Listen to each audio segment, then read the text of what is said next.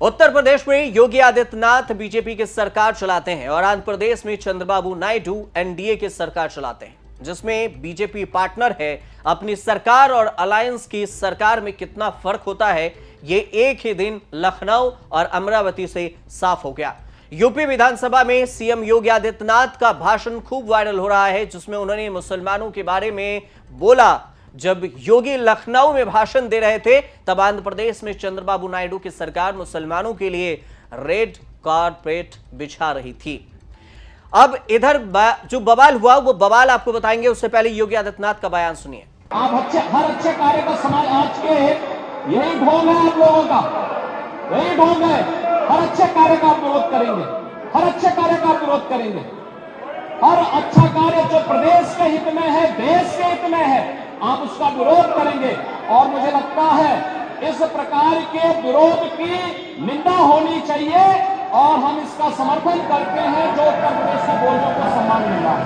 मैं आपका धन्यवाद करूंगा, विधानसभा सचिवालय को इस बात के लिए धन्यवाद दूंगा। कल हम लोगों ने यहाँ पे इसका शुभारंभ किया, समाजवादी पार्टी ने उसका विरोध किया और मुझे लगता है कि प्रोसीडिंग का हिस्सा होना चाहिए।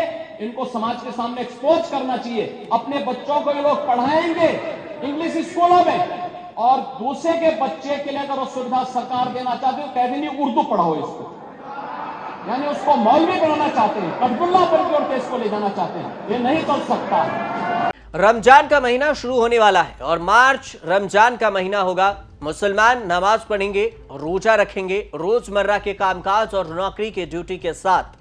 चंद्रबाबू नायडू की सरकार ने सरकारी आदेश निकालकर मुसलमानों को 2 मार्च से 30 मार्च तक रमजान के महीने में नमाज पढ़ने के लिए छुट्टी दे दी है।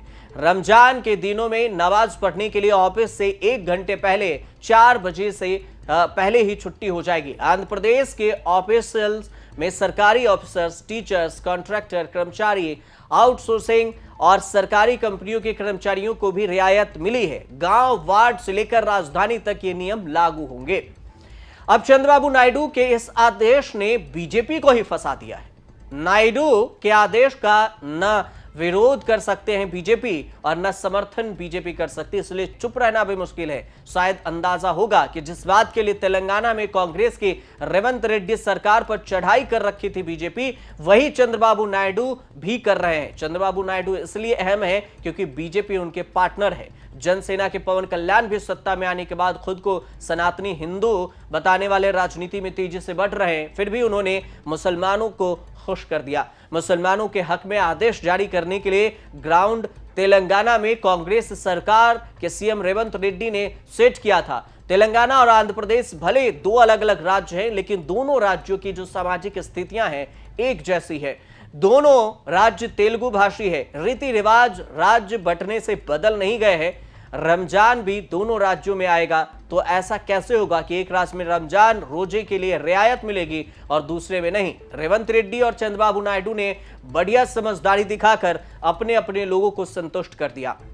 अब तेलंगाना में सीएम रेवंत रेड्डी ने सबसे पहले पहल करते हुए रमजान में मुसलमानों की छुट्टी का ऐलान किया और छुट्टी पूरे दिन की तो नहीं मिलेगी, लेकिन ऑफिस से पहले निकलने के लिए 1 घंटे की छुट्टी मिली है। रेवंत रेड्डी ने मुसलमानों को ईद से पहले छुट्टी की ईदी दी तो बीजेपी ने घमासान मचा दिया, हंगामा काट दिया। बीजेपी आईटी सेल के हेड अमित मालवीय ने मोर्चा खोला।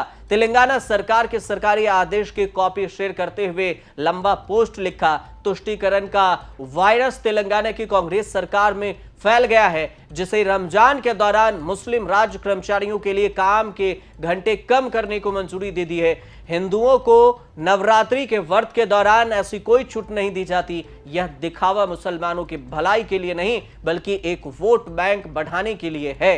इसका विरोध किया जाना चाहिए, ऐसा उन्होंने पोस्ट लिखा।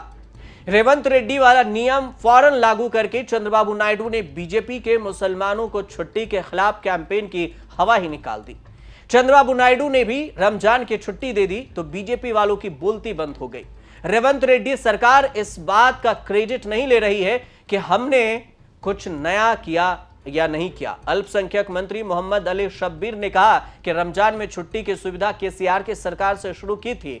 तेलंगाना का अल्पसंख्यक कल्याण विभाग रमजान के पवित्र महीने में नमाज के लिए मक्का मस्जिद, शाही मस्जिद में इंतजाम और भी बढ़िया कर रहा है। employees during the Ramzan season. They are saying that So it's a general practice being adopted for years. It's not the first time we are implementing that. Ramzan is a very hectic season for Muslim minority brothers. So it's a general practice for all these years. It is not new of its kind. It's a common thing.